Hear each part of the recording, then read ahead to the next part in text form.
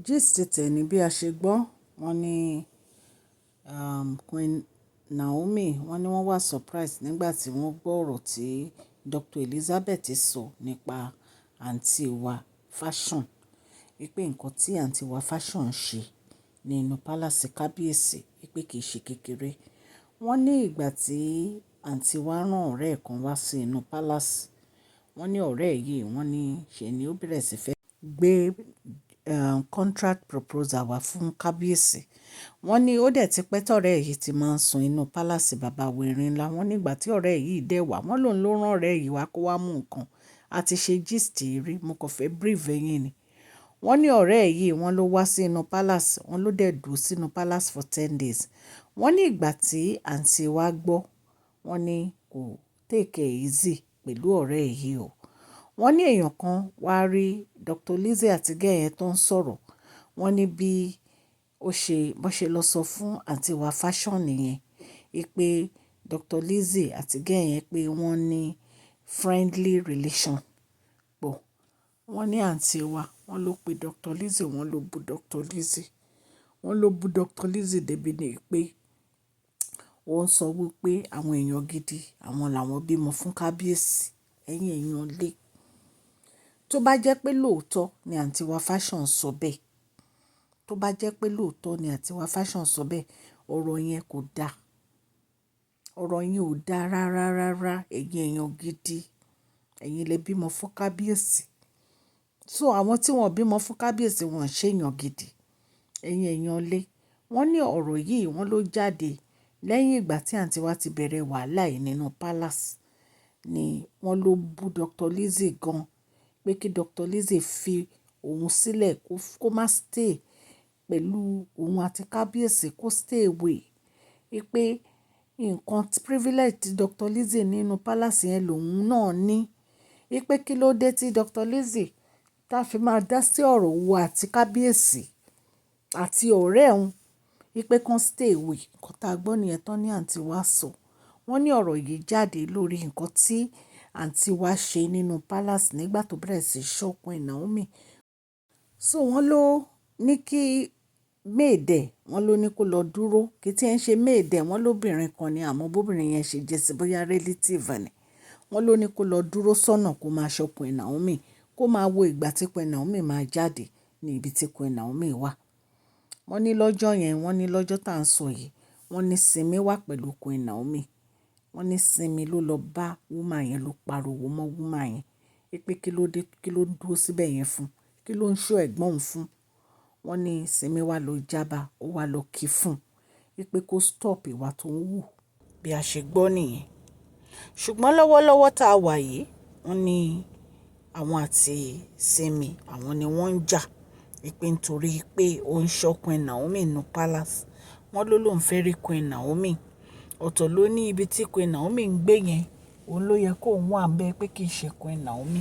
Oríṣiríṣi ọ̀rọ̀ ni àǹtí wa Fashion ń sọ tó jẹ́ pé oríṣiríṣi ìwà dẹ̀ ni wọ́n ń wò náà nínú palace. Ṣùgbọ́n wọ́n ní àwọn àti Simi wọ́n nájà gan lórí ọ̀rọ̀ yẹn, pé Simi ní kò tọ́ sí lẹ́nu láti máa ṣọ́ àǹtí òun àbí láti máa ní kí èèyàn kan kó wá máa dúró, wọ́n máa wo ìgbà tí Queen Naomi máa jáde. Nǹkan tá a gbọ́ nìyẹn, yẹn ara lé.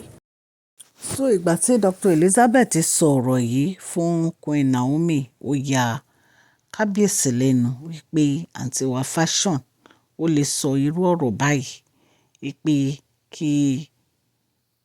Pé àwọn èèyàn gidi làwọn bímọ fún kábíyèsí. Pé kí ló ń rò tó fi sọ irú ọ̀rọ̀ báyìí. Pé ṣé ó tọ́ sí lẹ́nu láti sọ irú ọ̀rọ̀ báyìí. Wọ́n ní àǹtí wa Fashion, wọ́n ní pé ìwà ẹ̀, wọ́n ní kò dáa o. Bí a ṣe gbọ́ allegedly ni o, wọ́n ní kò dáa. Wọ́n ní kò dẹ̀ sí ọ̀rọ̀ tí ò lè sọ sí èèyàn.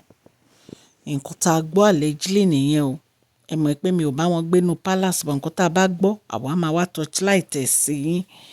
Wọ́n ní ìgbà tó sọ ọ̀rọ̀ yìí, wọ́n ló bú Dr. Elizabeth gan-an. Wọ́n ló bú wọn gan ni o. Wọ́n ní in fact, wọ́n ní Dr. Elizabeth, wọ́n ní wọn ò lè sọ̀rọ̀, wọ́n dákẹ́ báyìí sórí fóònù. Pé ó ń ya Dr. Elizabeth lẹ́nu pé ẹni tó jẹ́ pé ńgbà tó wà nínú oyún àwọn máa lọ kí àwọn máa ṣe ògbè àwọn náìsí ló wá ń sọ̀rọ̀ báyìí sáwọn.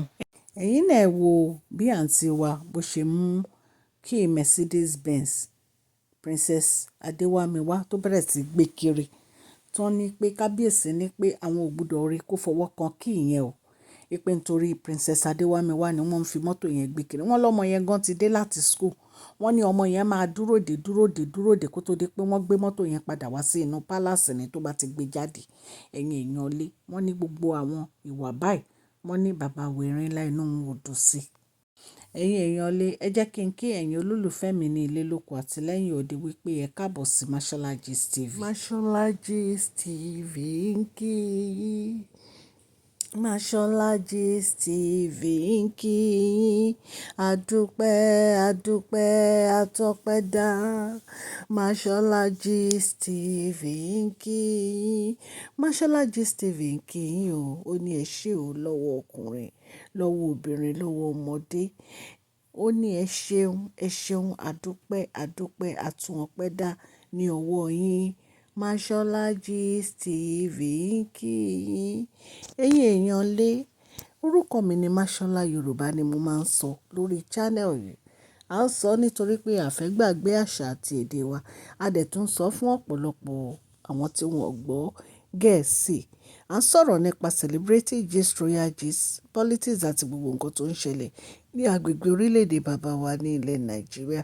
Tí ẹ bá ti subscribe, ẹ subscribe o, kẹ́ẹ̀dẹ̀ tẹ notification bell so that a bá ti post any gist ẹ máa rí. À ń ṣe advert lórí ìkànnì yẹn kàn sí wa ní masholagistv@gmail.com. Ọlọ́run á ran gbogbo etí tó ń gbọ́ mi lọ́wọ́ òkè ní ẹ máa lọ o. Ní agbára Ọlọ́run ẹ ní lọ ìsàlẹ̀ láéláé. Mashola Gist TV ń kí yín. ẹ̀yin èèyàn lé bí a ṣe ń sọ lọ. ọ̀rọ̀ yìí ó ń yà wá lẹ́nu nígbà tí a gbọ́ pé àǹtí wa ní àwọn èèyàn gidi àwọn náà bímọ fún kábíyèsí àwọn tó jẹ́ pé alálùbáríkà obìnrin àwọn náà bímọ fún kábíyèsí ìpè so kí ni Queen Dr. Elizabeth ń sọ ìpè kò lọ́rọ̀ lẹ́nu ẹ̀yin èèyàn lé wọ́n ló wọ́ọ̀ṣì Dr. Elizabeth pẹ̀lú ọ̀rọ̀ ó fi ọ̀rọ̀ wẹ̀ wọ́n ní Dr. Elizabeth ò lè sọ̀rọ̀ wọ́n dákẹ́ sórí fóònù pẹ̀lú gbogbo bí ó ṣe wá sí inú palace tó wá ń ṣọ́ Queen Naomi kiri tí ó ń sọ fáwọn èèyàn kan dúró kán máa wògbà tí Queen Naomi máa jáde àmọ́ nǹkan tó fẹ́ ṣe fún Queen Naomi ṣùgbọ́n gbà tí wọ́n ní sinmi lọ àtàkẹ́ wọ́n lóun fẹ́ bá Queen Naomi sọ̀rọ̀ ni. bí a ṣe gbọ́ náà nìyẹn tó ní kí Tadéníkàwò wá sínú palace kó wá máa bá wọn mọ̀ ń ṣeré. wọ́n ní kábíyèsí ní kó stay off pátápátá. kí ló dé fi ọmọ ọlọ́mọ sílẹ̀ jẹ́ kó enjoy ara rẹ̀ fìyàwó mi sílẹ̀ jẹ́ kó enjoy ara rẹ̀ má sọ̀rọ̀ wọn mọ́ kọjú mọ́ àwọn ọmọ tiẹ̀ kí ló ń wá kí ló sọnù kí ló fẹ́. wọ́n ní ìgbà tí kábíyèsí scream tó pariwo wọ́n ní ìgbà yẹn ló tó dákẹ́ o ẹ̀yin aráalé.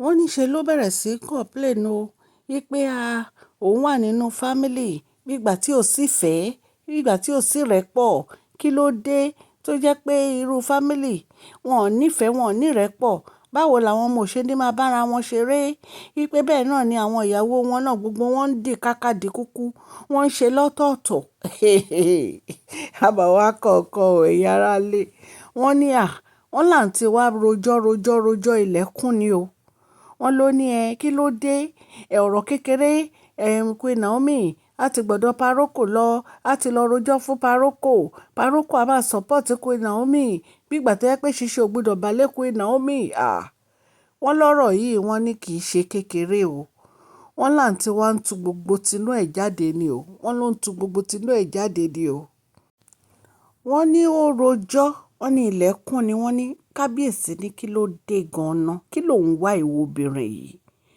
kí ló ń wá kí ló sọnù lọ́wọ́ ẹ̀ fi Queen Naomi sílẹ̀ jẹ́ kó enjoy ara ẹ̀ fi sílẹ̀ ẹ̀yin èèyàn lé owú ló fẹ́ pàǹtí wa ẹ jẹ́ kí n stop gist yìí owú òun ló fẹ́ pàǹtí wa gbogbo nǹkan báyìí làǹtí wa fi ń jowú.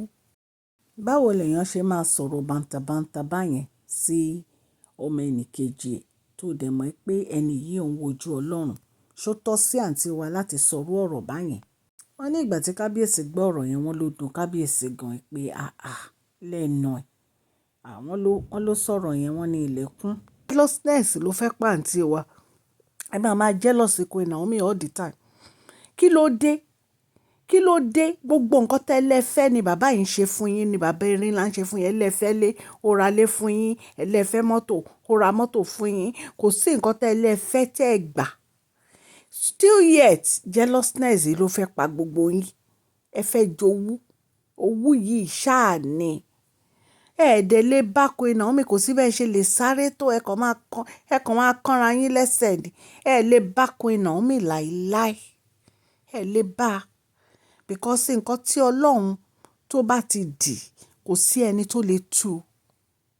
Nǹkan tí Ọlọ́run bá ti dì, kò sí ẹni tó lè tú láíláí. Ó bẹ́tà kẹ́ ẹ jáwọ́ nínú gbogbo wàhálà tẹ́ ń fà lẹ́sẹ̀ yìí. Kẹ́ ẹ lọ jókòó síbi tí kábíyèsí ní kẹ́ ẹ jókòó sí. Kẹ́ ẹ má ranjú mọ́ nǹkan tí ò yẹ kẹ́ ẹ ranjú mọ́. Gbogbo nǹkan tó ń dùn yín ní ọ̀rọ̀ Tádé ní ká wò. Kò sí nǹkan míì. Ẹ̀ẹ́dẹ̀ lè dé bẹ́ẹ̀. Ẹ lè dé bẹ́ẹ̀.